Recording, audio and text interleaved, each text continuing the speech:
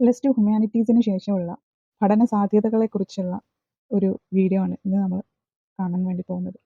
സയൻസിൻ്റെ ഇക്വേഷൻസും അതേപോലെ തിയറീസും ഒന്നുമില്ലാതെ മാനവിക വിഷയങ്ങളിലേക്കുള്ള ഒരു ചുവടുവെപ്പാണ്. അതേപോലെ തന്നെ മനുഷ്യൻ്റെ സാമൂഹിക ജീവിതത്തെക്കുറിച്ചുള്ള ഒരു പഠന മേഖലയാണ് ഹ്യൂമാനിറ്റീസ്. നല്ല ഒരു പൗരനായി വളർന്നു വരാൻ, നല്ല ഒരു സാമൂഹിക ജീവിയായി മാറാൻ ഒക്കെ ഹ്യൂമാനിറ്റീസ് നമ്മളെ ഒരുക്കുന്നു. പ്ലസ് ടു ഹ്യൂമാനിറ്റീസിന് ശേഷം നമുക്ക് ചേരാവുന്ന സ്ഥാപനങ്ങൾ, അതുപോലെ അതിൻ്റെ ഫീസ്, അങ്ങനെയുള്ള കാര്യങ്ങളൊക്കെയാണ് നമ്മൾ ഇന്ന് ചർച്ച ചെയ്യുന്നത്. പരമാവധി കാര്യങ്ങൾ ഞാൻ ഉൾക്കൊള്ളിച്ചിട്ടുണ്ട്. ബാക്കി കാര്യങ്ങൾ നമുക്ക് അടുത്ത വീഡിയോയിലും കാണാവുന്നതാണ്. ആദ്യമായി തന്നെ പറയാം, നിയമപഠനമാണ് ഏറ്റവും കൂടുതലായിട്ടും ഹ്യൂമാനിറ്റീസ് എടുത്തവരെ സഹായിക്കുന്ന ഒരു വിഷയം. പ്ലസ് ടു ഹ്യൂമാനിറ്റീസിന് ശേഷം നിയമപഠനം എടുത്ത ആളുകൾക്ക് ജുഡീഷ്യറി, അതുപോലെ സർക്കാർ മേഖലകൾ, ബാങ്കിങ്, കോർപ്പറേഷൻ, അങ്ങനെയുള്ള അന്താരാഷ്ട്ര സംഘടനകൾ, ഇതിലൊക്കെയാണ് പ്രവർത്തിക്കാനായിട്ട് കഴിയുന്നത്. അതുകൊണ്ട് നിയമപഠനം മെയിനായിട്ട് എടുത്തിട്ടുള്ള ഗ്രാജുവേഷന് എടുക്കാൻ ഉദ്ദേശിക്കുന്ന വിദ്യാർത്ഥികൾക്ക് ഇങ്ങനെയുള്ള കരിയർ ഓപ്ഷൻസ് ഒക്കെ ഉണ്ട്. അതുകൂടാതെ അധ്യാപന രംഗത്തും നിയമപഠനം നടത്തുന്നവർക്ക് അധ്യാപന രംഗത്ത് ഗവേഷണം നടത്താനുള്ള ഒരു ചാൻസും കൂടി കിട്ടുന്നുണ്ട്. അടുത്തത് ഭാഷാ പഠനമാണ്. അധ്യാപനത്തിന് മാത്രമല്ല ഭാഷാ പഠനം മികച്ചു നിൽക്കുന്നത്. പത്രപ്രവർത്തനം, അതേപോലെ തന്നെ ടൂറിസം മേഖലകൾ, അന്താരാഷ്ട്ര നിലവാരമുള്ള സംഘടനകളിൽ, സർക്കാർ എയ്ഡഡ് അൺഎയ്ഡഡ് മേഖലകളിൽ, അതേപോലെ വിദേശത്ത്, എല്ലാ മേഖലകളിലും ലാംഗ്വേജ് എന്ന ഒരു കാര്യത്തിന് ഭയങ്കര ഇമ്പോർട്ടൻസ് ആണ്. ലാംഗ്വേജ് പഠിച്ചതുകൊണ്ട് മോശക്കാരൊന്നും ആവാൻ പോകുന്നില്ല. ഇംഗ്ലീഷോ ഹിന്ദിയോ, ഏറ്റവും കൂടുതലായിട്ട് തൊഴിൽ സാധ്യതയുള്ളത് ഇംഗ്ലീഷ് തന്നെയാണ്. നമ്മളതിനെ അല്ല എന്ന് എത്ര ഭാഷയായതുകൊണ്ടാണ് അങ്ങനെ വന്നിരിക്കുന്നത്. ഏത് രാജ്യത്ത് പോയാലും തൊഴിൽ സാധ്യത ലഭിക്കാവുന്ന ഒരു മേഖലയാണ് ഇംഗ്ലീഷ് പഠനം. ഇനി ഇംഗ്ലീഷ് അല്ലാതെയുള്ള ലാംഗ്വേജസിന് തൊഴിൽ സാധ്യത കുറവാണ് എന്ന് നമുക്ക് ഒരിക്കലും പറയാൻ കഴിയില്ല. എല്ലാ ലാംഗ്വേജിനും അതിൻ്റെതായ രീതിക്കുള്ള തൊഴിൽ സാധ്യതകൾ ഉണ്ട്. മലയാളം മെയിൻ വിഷയമായി എടുക്കാൻ ആഗ്രഹിക്കുന്ന, അധ്യാപകരാകാൻ ഉദ്ദേശിക്കുന്ന, എഴുത്തുകാരാകാൻ ഉദ്ദേശിക്കുന്ന ആൾക്കാർക്ക് മലയാളം എടുക്കാവുന്നതാണ്, ഹിന്ദി എടുക്കാവുന്നതാണ്. എല്ലാ ലാംഗ്വേജിനും അതിൻ്റെതായ പ്രത്യേകതകളും അല്ലാത്ത കാര്യങ്ങളും ഒക്കെ ഉണ്ടാകും. ഏറ്റവും കൂടുതൽ ആളുകൾ ചൂസ് ചെയ്യുന്നത് ഇംഗ്ലീഷാണ്. ഇംഗ്ലീഷ് വളരെ തൊഴിൽ സാധ്യതയുള്ള ഒരു മേഖല തന്നെയാണ്. അതേപോലെ തന്നെ മലയാളം തീരെ തൊഴിൽ സാധ്യത ഇല്ല എന്ന് പറയാൻ കഴിയില്ല. കാരണം എല്ലാവരും ഇംഗ്ലീഷും ഹിന്ദിയും ഒക്കെ എടുക്കുമ്പോൾ നമ്മളുടെ സ്വന്തം ഭാഷയായിട്ടുള്ള മലയാളത്തിന് ഇമ്പോർട്ടൻസ് കൊടുത്ത് അതെടുത്ത അധ്യാപകർ വളരെ കുറവാണ് നമ്മുടെ കേരളത്തിൽ എന്നുള്ളത് നമ്മൾ മനസ്സിലാക്കുക. മലയാളം മെയിൻ വിഷയമായവർ വളരെ കുറവാണ്. അതിൻ്റെ അഭാവത്തിൽ ആ ഒരു വാക്കൻസീസ് ഒരുപാട് വരാൻ ചാൻസസ് ഉണ്ട്. ഹ്യൂമാനിറ്റീസ് എടുത്ത എല്ലാ വിദ്യാർത്ഥികൾക്കും ഏറ്റവും കൂടുതലായിട്ട് വരുന്ന അടുത്ത കരിയർ ഓപ്ഷൻ അധ്യാപനം തന്നെയാണ്. അതിന് പ്രത്യേകിച്ച് ഓരോന്നിൻ്റെയും കാര്യങ്ങൾ ഞാൻ പറയേണ്ടതായിട്ടില്ല. എന്നാലും അധ്യാപനം ഒരു മികച്ച ഒരു കരിയർ ഓപ്ഷനാണ്. അതുകൊണ്ട് തന്നെ അവർക്ക് ഡിഗ്രിക്ക് ലാംഗ്വേജോ അല്ലെങ്കിൽ സോഷ്യൽ സയൻസോ ഒക്കെ എടുത്തുകൊണ്ട് അവർക്ക് എന്ത് ചെയ്യാം, അധ്യാപന മേഖലയിലേക്ക് കടക്കാനായിട്ട് കഴിയും. ഇനി വിവിധ ഡെവലപ്മെൻറ്റ് സ്റ്റഡീസ്, കുറേ ഡെവലപ്മെൻറ്റ് സ്റ്റഡീസ് ഉണ്ട്. അത് മെയിൻ വിഷയമായിട്ട് ഗ്രാജുവേഷന് എടുക്കുന്ന ആൾക്കാർക്ക് ആസൂത്രണ രംഗത്ത് പ്രവർത്തിക്കാനായിട്ട് കഴിയും. അതേപോലെ തന്നെ NGOകളിൽ പ്രവർത്തിക്കാനായിട്ട് കഴിയും. റിസർച്ചിന് പ്രവർത്തിക്കാനായിട്ട് കഴിയും. ചരിത്ര പഠനം തിരഞ്ഞെടുക്കുന്ന ആളുകൾ, സോഷ്യൽ സ്റ്റഡീസ്, ഹിസ്റ്ററി തിരഞ്ഞെടുക്കുന്ന ആളുകൾ.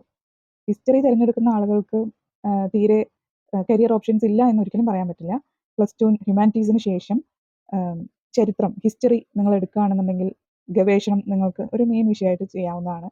അതേപോലെ ഗവേഷണത്തിൽ കരിയർ ഉണ്ട്. അതേപോലെ തന്നെ പുരാവസ്തു ഗവേഷണത്തിലാണ് ഏറ്റവും കൂടുതൽ കരിയർ ഓപ്ഷൻസ് ഉള്ളത്. അധ്യാപകരാകാം, സർക്കാരും അല്ലാതെ അർദ്ധ സർക്കാർ മേഖലകളിലൊക്കെ, സർക്കാർ ഇതര മേഖലകളിലും അധ്യാപകരാകാം. അതേപോലെ തന്നെ ഗവേഷകരാകാം, ക്യൂറേറ്റേഴ്സ് ആകാൻ ഹിസ്റ്ററി എടുത്തവർക്ക് കഴിയും.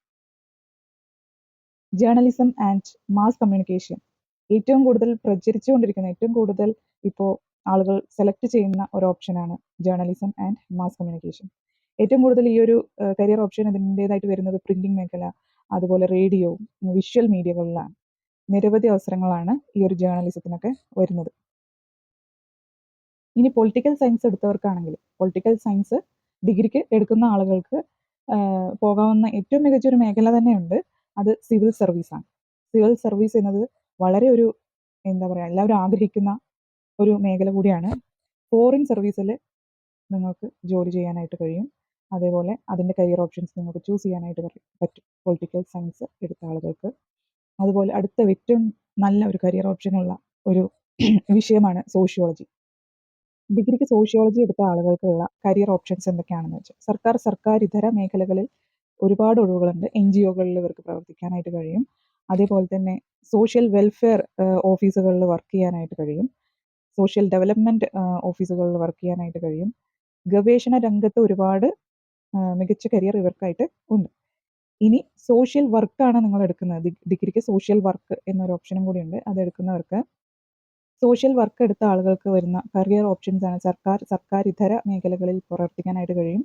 അവർക്ക് ഉള്ള ഒരു കരിയർ ഓപ്ഷൻ എന്ന് പറയുന്നത് കമ്മ്യൂണിറ്റി ഡെവലപ്മെന്റ് കൗൺസിലറായിട്ട് വർക്ക് ചെയ്യാം.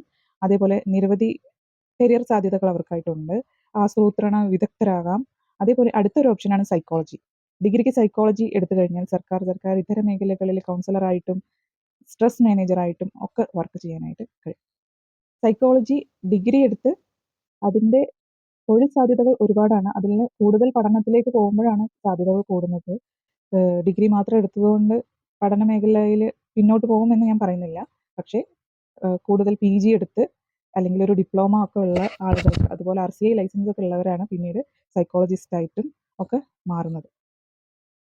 ഇക്കണോമിക്സ് എടുത്ത ആളുകൾ, BA എക്കണോമിക്സ് എടുത്ത ആളുകളുടെ കരിയർ ഓപ്ഷൻസ് എന്തൊക്കെയാണെന്ന് നോക്കാം. ഇക്കണോമിക്സ് എടുത്ത ആളുകൾക്ക് ഇന്ത്യൻ എക്കണോമിക് സർവീസിലേക്ക് കയറാനായിട്ട് പറ്റും. അതേപോലെ ബാങ്കിങ് മേഖലയിലേക്ക് പോകാനായിട്ട് പറ്റും.